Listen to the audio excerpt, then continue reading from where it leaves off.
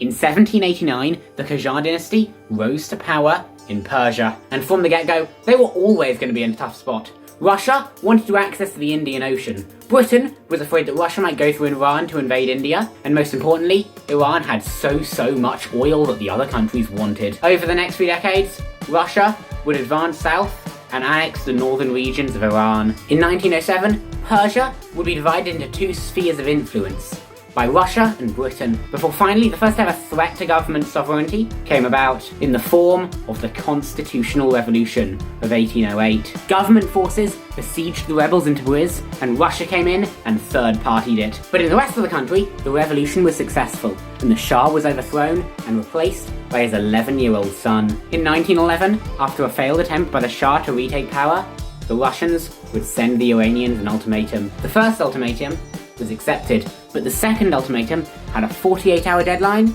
and it was rejected. Russia had their justification, and in they went. The Iranian parliament kept refusing to accept the ultimatum, so eventually they had to be ousted just so the ultimatum could be accepted and Iran could back down. And by the way, Russian troops were not leaving Iran. In 1914, after the outbreak of World War I, Persia would declare itself neutral, and they might have gotten away with it until the Ottoman Empire joined 3 months into the war. With that, any hope of a peaceful decade in Persia had been swiftly eliminated. Britain came in from the south, and the Persian front of the First World War began. And Persia could do absolutely nothing about it, because they were too weak, and they had no choice but to allow these foreign powers to literally walk all over them. Grain would be shipped off to feed the soldiers of Russia and Britain. These grain acquisitions, along with the destruction of infrastructure, were what caused the Great Persian Famine of 1917 to 1919. A famine that would kill 2 million people. And because they were getting occupied by Britain and Russia,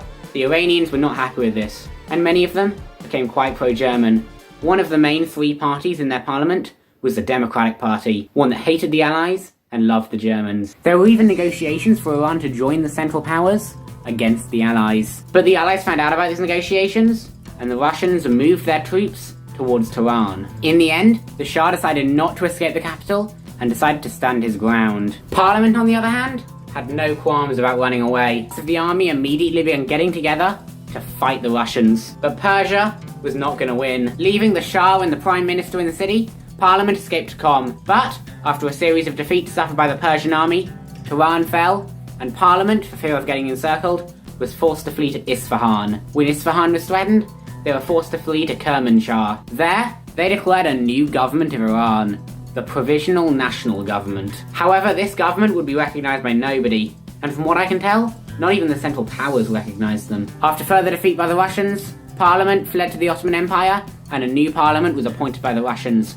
one that was pro-ally. German and Ottoman agents spent the entire war in Iran trying to convince them to rise up, but no German and very little Ottoman aid had arrived. There were a couple more anti-British uprisings, but for the most part, it was over. Eventually, the Russian Empire would collapse, but all that did was give the Ottomans an opportunity to invade. An Assyrian independence movement held them off for a few months before they were surrounded and they were forced to flee to British-held Iraq. In their place, the Ottomans set up a Kurdish independence movement. Eventually, the Ottoman Empire, like the Russian Empire, would also collapse. But fewer foreign powers on their soil would do them very little good. Persia was still poverty-stricken, starving, and going through that massive famine I mentioned earlier, which would wipe out such a large portion of that population. Not only that, but typhus and typhoid were ravaging the country as well. Azadistan declared independence, and Russia returned to the north and set up the Soviet Socialist Republic of Persia. Britain forced upon Iran the Anglo-Persian Agreement, allowing Britain complete rights to mine oil anywhere in Iran in exchange for some British economic aid. Azadistan may soon have been retaken. The Persian government fell to a military coup, but the Shah was still technically in charge. His power had been waning for so long, but he was still technically in charge. The very first thing the new government did was denounce the Anglo-Persian Agreement, as it had not yet been ratified by Parliament. With the military coup, Khorasan used the power vacuum to declare sovereignty. Next, they signed a treaty of friendship with the Soviets, causing the Soviet Union to withdraw from the north and leaving the Soviet Socialist Republic of Persia to be captured by Persia.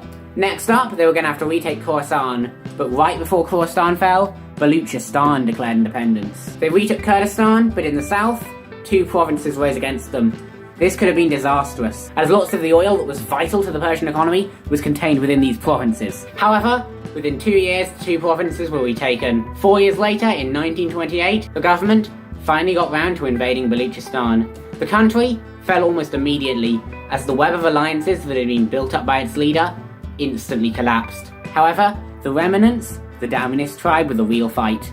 They held out for 6 years, before finally, in 1934, Persia was finally restored to its pre-war borders. And what happened to the Shah? Well, in 1925, as the government was suppressing a second Kurdish uprising, they formally declared the last Shah of Persia void, null, non-existent, not in charge anymore. And that is how the Qajar dynasty was overthrown. First, the Shah would be replaced with an 11-year-old. Then, they would be occupied by foreign powers in World War I, severely weakening them as the economy was annihilated. This allowed for a military coup to overthrow them in 1920. 5 years after that, the already powerless Shah was declared powerless. 1 week from now, there is going to be a live-streamed Kahoot quiz about all the information in this video, so make sure you stick around for that. So let's see who was paying attention to the video. It's going to be 4 PM Sunday British time, 11 AM American time.